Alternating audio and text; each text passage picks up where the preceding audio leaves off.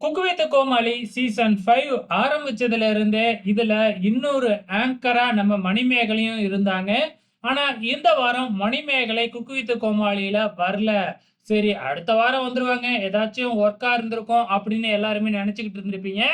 இப்ப ஒரு ஷாக்கிங்கான நியூஸ் என்ன அப்படின்னு பார்த்தீங்கன்னா, மணிமேகலை வந்து குக் வித் கோமாளி சீசன் 5ல இருந்து விலகிட்டாங்க. இதுக்கப்புறம் நடக்கப்போற ஃபினாலேவுக்கும் சரி, டிக்கெட் வைல்ட் கார்டுக்கும் சரி அவங்க வரமாட்டாங்க அப்படிங்கிறது உறுதியாயிருக்கு. இதுக்கு காரணம் என்ன அப்படின்னு பார்த்தீங்கன்னா, நம்ம பிரியங்கா தான்.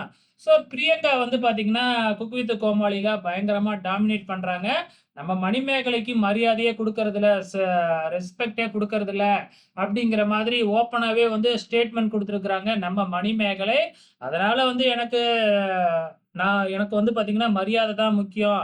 மரியாதை இல்லாத இடத்துல நான் எப்படி இருப்பேன்? நான் என்னோட 100% இன்புட்ட தான் இந்த குக் வித் கோமாளிக்காக குடுத்தேன். ஆனா, அங்க எனக்கு மரியாதையே இல்ல. அதனால நான் இதுக்கு அப்புறம் இந்த குக் வித் கோமாளிக்கு வரமாட்டேன். அப்படின்னு சொல்லிட்டு ஒரு அனவுன்ஸ்மென்ட்ட குடுத்திருக்காங்க. ஏற்கனவே குக் வித் கோமாளி சீசன் 5 ஆரம்பிக்கிறப்ப இதே மாதிரி தான் நாஞ்சில் விஜயன் இதுக்கப்புறம் இந்த இதுக்கு நான் வரமாட்டேன் அப்படின்னு சொல்லி ஸ்டேட்மெண்ட் குடுத்திருந்தாங்க.